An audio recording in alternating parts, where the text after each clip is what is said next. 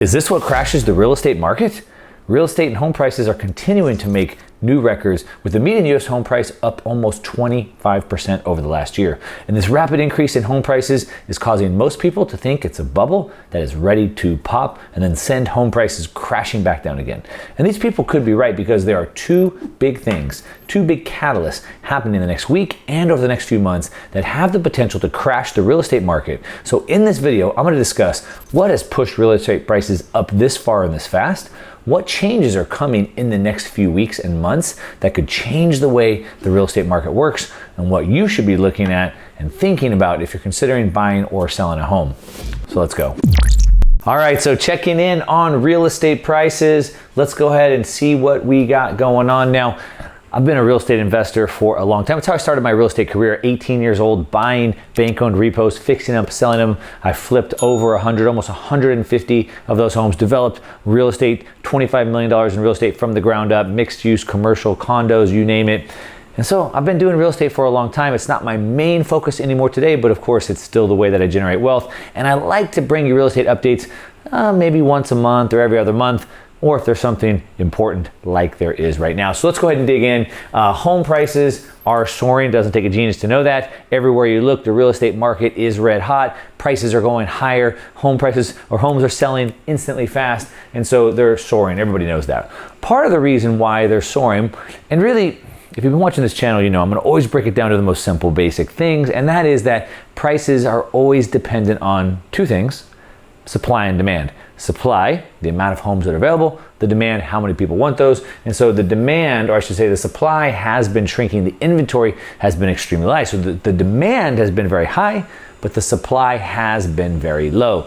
Those two factors make the prices go up, which has been causing a bubble, which leads many to think or to ask the question, will the bubble burst? Meaning, is the market going to crash? Are the prices going to drop? Of course, we can see headlines everywhere we look asking, are we in a bubble? Now, the first thing I'd say is that, yeah, we are in a bubble. Everything's a bubble. Imagine a bubble like this, right? I mean, that's barely a bubble, right? That's a bubble. And then the bubble gets a little bit more, and then the bubble gets a little bit more, and then the bubble gets a little bit more. Now, the higher the bubble gets, the more likely it is to break.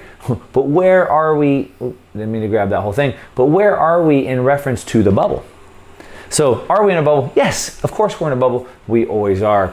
But a couple things that I want to bring to your attention regarding this is that this has really been caused by a couple things: supply and demand. What has caused demand to go up, especially considering in a pandemic, people are losing their jobs like crazy? Well, the slash of interest rates to historic lows. And so because interest rates went down, it allowed people to get homes easier, to buy more homes, to buy bigger homes, which increased the demand. At the same time, we had less supply. Renters were flooding out of the congested cities and then moving to the suburbs. People were able to telecommunicate from home, be able to work remotely. And so people started moving, which pushed the demand up in those areas they were moving to. A lot of situations you had roommate situations, and then they moved out, bought their own home so they could work from home. And so that at the same time, the slash of interest rates made more demand, and the supply dwindled at the same time. Of course, we've already seen that headline. We can see that here, to back up my point, it's crazy. There is no inventory. Housing industry veteran marvels at the real estate boom. He marvels that there's no inventory. We haven't really seen this low of inventory in a long time. We can see the whole world is in a housing bubble, from New York to New Zealand. This is not a new thing, and that's because globally interest rates are down. But as things get heated, then people start talking about if we're in a bubble. And we can see here that the New York's Fed's Williams says that both Treasury and mortgage purchases are supporting the housing market. And that is catalyst number one we want to take a look at. Now we can see back to, like I said, supply and demand. The supply is super tight. What also has been controlling that supply demand metric is this: eviction moratoriums. And so if you weren't paying your rent or you weren't paying your mortgage, there was a chance you didn't have to move out. Imagine that. Don't pay your bills, you get to stay in there. And that's because there was a moratorium on evictions, also a moratorium on foreclosures. And so even though people couldn't afford their houses, which would then typically cause that to turn over, more inventory, more supply, it wasn't. It didn't get turned over. It did not increase the supply at all. Now, the catalyst number one that we want to look at, like I said, there's two coming. Catalyst number one is that 6 million renters face eviction in 8 days. Now, I don't know when you're watching this video, but this is all coming due. 6 million renters are facing eviction, and Biden is poised to let it happen. And so these eviction moratoriums, basically meaning that you can't do that, they're ending. Biden is set to let that happen. Now, at the last minute, it could not, but that is what we're looking at. What else is behind this supply and demand increase? So as I said, the moratoriums were a big piece of that. We can see as moratoriums lift, will America face a wave of foreclosures and evictions? So that is catalyst number one. Will those moratoriums lift? And let's take a look at just how bad that is. So we can see here a moratorium on mortgage foreclosures ends at the same time raising fears of a spike in houses lost amid a house price boom. 1 in 4 renters and 1 in 10 mortgage holders, 1 out of 4 renters, 1 out of 10 mortgage holders have little to no confidence in their ability to pay for housing. So 25% of renters don't think they can afford their rent. 1 out of 10, 10% of homeowners don't think they can afford their home. That's 2.8 million households containing 7.4 million Americans are behind with their rent. About almost 2 million households with 6 million Americans lived are behind on their mortgages. Almost 2 million houses are behind on their mortgage. So because of this, the nationwide freezing of evictions and foreclosures has been attempted. It's kept that in place. But catalyst number one says that is going to end. So what do you think is going to happen? Do you think rent evictions and moratoriums or the evictions will start again? Will foreclosures start again? And if so, that could be the catalyst. Now, I ask myself, well, let's pose this question a little bit later. I'm going to save that for the end when we talk about what we should do to how we can navigate this. But we can see here that most of the people are being protected by government programs, which we've already made the case, right? They would have been moved out on the street or to the next place a long time ago, except for they don't have to. They're not being kicked out, and so that is keeping this supply constrained. If foreclosures had been more effectively bottled up than evictions, it's natural to suspect they would have a surge more rapidly. Like in the 2008 to 2010 financial crash, about 3.8, almost 4 million houses were turned over during that time. All right, now, so is that the trigger? Is that the trigger that's going to end it all? Now, I know I've seen the comments every time I made a real estate video of people saying, but wait, Mark, you don't understand. People can't afford their payments. They're behind on their payments. They're going to get evicted. That's going to cause the supply shock, right? So the big question is, will the moratorium end? And we don't know, but we can speculate. We can talk about it. So let's take a look at this. If the Fed and the government has spent, let's say collectively, $8 trillion in the last 12 months to prevent the markets from crashing, to prevent the stock markets from crashing, the credit markets from seizing up, the mortgage industry markets from seizing up and crashing. If they've spent that much money to do that much, are they going to stop right now? Hey, you know what? We did $8 trillion. It didn't work, so forget it. Just let it crash. Or do you think they'll keep going? Why would they have spent $8 trillion to let it go right now? It's a question I don't have the answer to, but it's pretty interesting. Now, will the government extend it? So based off of that question I just posed, my guess is they probably will. Why would they spend that much to let it go right now? Why wouldn't they keep it going on? Now, there's the bigger questions and deeper questions, like, for example, does the government want us dependent on them? Do they want us reliant on their help? That's a bigger question. I'm not going to answer that for you. But what we know is it's all up to the Fed. The Fed has been the one driving this market, and they're the ones that are going to continue to drive this market if they so decide. Do they want to keep the markets propped up? Will they extend these moratoriums? And if so, we could see them propping up. Now, the other thing they're doing, catalyst number 2, is they're propping up the markets with MBS. That's mortgage-backed securities. And so when you get a loan for your house, that's a mortgage, and at some point, that bank that gives you that mortgage is going to sell it into a secondary market. They're going to sell it to investors. A lot of times they get packaged up into securities, into tranches of mortgages, and they get sold off to banks. And so not a lot of banks have been wanting to buy those. Not a lot of banks have been wanting to write loans because there's no one to buy them on the secondary markets. And so the Fed has been propping up the markets by buying those, by buying all the mortgage-backed securities. So now the lenders know, hey, we can write those loans no problem because we know the government is going to be behind to buy those. And they've been doing this since about 2008. They've really been buying these hard. We can see here, if we want to put a little color on it, we can see how easy this is. So here we have in the blue, these are the assets, the securities held outright. These are the mortgage-backed securities. And so we can see right here is the 2008, 2009 crash right here. And that's where those really started to pick up. That's the mortgage-backed securities. And it kind of leveled off, picked up again, leveled off, picked up again. You can see that here, they started what's known as tapering, meaning just slowly decrease the amount that they buy. Not stop, nothing drastic like stopping, no, just slowly decreasing. We call that tapering. They started tapering down a little bit until guess what happened there? The markets crashed.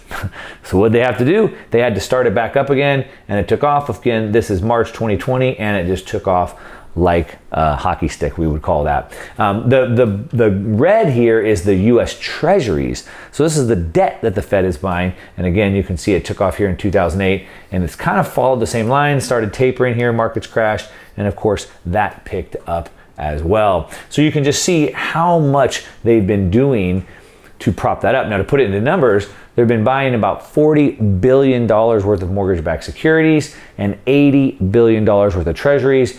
And they hold about 24, I have to laugh at this number, it's so amazing, $24 trillion in mortgage-backed securities and $5.2 trillion in US Treasuries. It's that big. Now, to put a little bit more color and charts behind it, we can see here, this is the fixed fund rate, the mortgage rates, and we can see the blue is the 30-year fixed rate mortgage, and we can see that it's just been trending down since 2008, and this is the 10-year treasury, we can also see has been in this downtrend. So it's been a combination of lowering rates to make it easier for people to buy them and buying up all the mortgage-backed securities on the back end so that the banks will continue to lend out. Now we can see that both of them affect interest rates, therefore both of them affect the cost of housing. So the more mortgage-backed securities they buy, the more buyers, so again, supply and demand, the more buyers that are there to buy those secondary loans, the lower the rates go. And if they're gonna buy them all up, they drive the prices down. If anyone from the free market wanted to buy in, they'd have to compete with the Fed, and they'd have to pay those really, really low rates. Now, one thing to keep in mind, and I try to remind this to you on every time I talk about prices and real estate markets and whatnot, is that nobody really buys the price of the house. So the price of the house went from $300,000 to $600,000. Nobody pays $600,000 for a home. As a matter of fact, it's about 4 or 5% of all home purchases. So about 95% of all home purchases are financed. And so they're not buying the house, the price of the house, they're buying the monthly payment. And that is a very key piece to understand, not the price, but the payment. And so what we want to look at is we want to look at affordability. So when most of these people make these real estate videos, they talk to you about the price of the home and it's never been more expensive. But it's not about the price of the home, it's about the affordability, which of course is how much money you earn versus how much money that house cost you. And so because of that, it's interest rate driven. So as interest rates come down, I can buy the same house for cheaper. Or another way would be for the same payment, I can buy more house. Let me give you an illustration. So we can see right here, in the year 1985, my mortgage rate would have been 12%. And for about $1,000 a month, I could have bought a $95,000 house. So in 1985, for $1,000 a month, I could afford a $100,000 house. By the year 2000, 15 years later, for the same $1,000 payment, now I could afford $132,000 for the same payment. So house prices went up, the price of the home, but the monthly payment stayed the same because interest rates were going down. Now, if we keep going now, rates have gone from 12%, 8% to 3%. For the same payment of $1,000 a month, instead of $95,000, now I can afford $212,000. So yes, the price of the home went up, but the affordability didn't change. As a matter of fact, if my rate of pay went up, the affordability actually got better because I'm making more money and the price of the house went down, even though the value, the ultimate value of the house went up. And so we have to look at that, these lower rates. All right, now that's the same chart, I already showed that to you. we can see here, this is showing us the price of the houses. Now, I've done other videos where I've really broken this down in detail, so I'm not going to go through this again right now, but we can see that the price of the home has continued to escalate, but that is only giving us a small part of that picture because we don't know about the interest rates. Now, one of the other things, again, supply and demand, is that we've had prominent housing issues in pre-pandemic America was supply shortages. So with low interest rates going down, more liquidity from the banks, the demand went up at the same time as the supply went down, supply shortages. And it says that we're still recovering from the 2008-2009 foreclosure crisis. And it says that we are underbuilding, we've been underbuilding, there's a gap of homes. There's too much demand for the amount of supply that we have, and we need somewhere between 5.5 million to 6.8, 5.5 to almost 7 million homes. That's the gap. That's how many we're missing. That's the supply that's missing out of the market. So even though the demand, because of the easy lending and the low interest rates, has gone up, we're still at a massive supply demand, which of course is supply demand and prices, you get that. We can see the other thing is that it's really affected certain parts of the market. So if you've watched my other real estate videos, you know that I say that there is no such thing as the real estate market. There's no such thing as the real estate market. Instead, there's thousands of sub-markets broken down by size, by area, by state, location, type, price, you name it, right? And so what we can see here is that it's really hit the lower end of the housing pricing market the most. We can see that there was of the new single-family homes built last year across the U.S., none were priced below $100,000, and only a mere 1% fell in the range of $100,000 to $150,000. So it's really been that entry-level home that has a massive supply-demand shock to it. There's not enough supply there, and so that's an area that I like to be in. So smart real estate investors go after what we would call the bread and butter. If you're a real estate investor, you know what that means, and that's typically a 3-bedroom, 2-bath, entry-level starter home. The reason why we like those is because they're always going to be in demand, whether that's a new family coming up or somebody that's down on their luck and is falling down, but someone is always going to be in that range, and that's where we have this massive shortage right now. Well, like most things, they say hell is paved with the road of good intentions or something like that. And so while they might have good intentions, things typically don't work out so well, and that's exactly where the Federal Reserve has found themselves right now because they're absolutely stuck. They started buying mortgage-backed securities to prop up the market. They lowered interest rates down to prop up the market, but now they're stuck. Now we have home prices going up like crazy, inflation is shooting up like crazy, and if they don't control inflation, things are going to get out of control. But the options would be to stop buying mortgage-backed securities or raise rates. And neither of those are ones they can do. So they know this, but they can't stop it. They want to unwind this, but they don't want the big crash that's going to happen. Now, a lot of people, myself included, let's end the Fed, think that the Fed should get out of the mortgage market. The Fed should not be actively manipulating these markets. And while I believe that, I want that, I also recognize the reality of them doing that immediately would be catastrophic, right? They've created this problem, and now we have to figure out a way to get out of it. But we can see that the Fed doesn't want what they call too much exuberance. They don't want the markets to be too frothy. They don't want these boom and bust cycles. They should have thought about that before they started pumping trillions of dollars into the market. And they want they've confirmed it as a source of financial instability. They have concerns over the financial stability, which of course they have. The Fed causes all these booms and busts. They tell you they're there to make the markets more stable, but it's really their fault. We can see that the Fed officials are now beginning to discuss, this is the second catalyst, they're beginning to discuss trimming the bond buying. Maybe we shouldn't buy so much bonds, MBS, mortgage-backed securities, right? If they didn't do the direct support to the housing, then the markets would wind down more quickly. If there wasn't as much money to be lent, if there wasn't as much liquidity, less people would be buying homes, less demand, the supply is still down, it would start to bring those prices back down. And we can see James Bullard is the president of the St. Louis Fed, and he says that the Fed should reevaluate support for the housing market against the concerns about the bubble. They're concerned, he's concerned about the bubble. The Fed needs to take that into consideration. We can also see Robert Kaplan from the Dallas Fed. He says the purchases should end sooner rather than later. So you can see that there's starting to be a lot of talk about the Fed stop buying these mortgage-backed securities. Now, the Fed's driving everything, right? We know this. We saw this in 2020 when the economies crashed, businesses were shut down, supply chains were frozen, but yet the markets continue to pump, and that's because of the Fed. So housing, all markets, and the housing markets is at the mercy of the Fed. It all comes down to what they do. They're buying mortgage-backed securities, they're lowering rates, that increases the demand. What happens? Prices shoot higher, and not just higher, they are completely setting records. We can see this right here. We have record high median home sale prices. We have record high sales above listing price. We have record high average sale to list price ratios. We have record low days on the market. That's how many days that house is active on the market. That means it is going absolutely bonkers red hot. Now, one of my favorite economists, Milton Friedman, says that central bankers always try to avoid their last big mistake. So they're trying to learn from their mistake. They're trying to avoid their last big mistake, which was 2008, which in 2008, they didn't move big enough. They didn't move fast enough. And so the markets crashed spectacularly before they came in too late.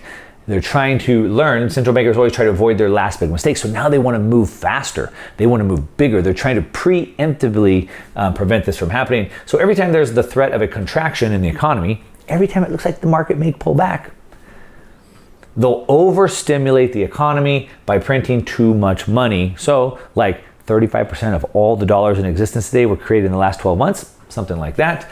The result will be a rising roller coaster of inflation. We see prices going up and down. Transitory, right? A rising roller coaster of inflation. They're calling inflation transitory, with each high and low being higher than the preceding one. Milton Friedman knew a couple things back then, really smart guy. But what we can see is, as I've been hinting, the writing's on the wall.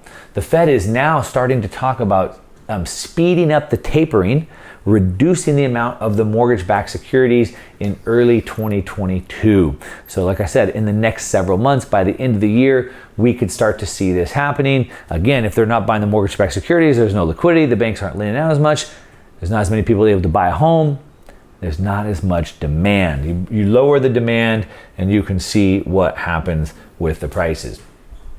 So now that you know all this, the rent and the foreclosure moratoriums are going to start ending at the end of this month, very soon. So will they end? And will we see a wave of foreclosures and evictions? And if so, will that increase the supply and drive the prices down? I don't know. I don't know. You don't know. We don't have a crystal ball because it's in Jerome Powell from the Fed. It's in his head. I don't know what he's going to decide. My guess would be that they didn't come this far to stop now, and they'll most likely continue.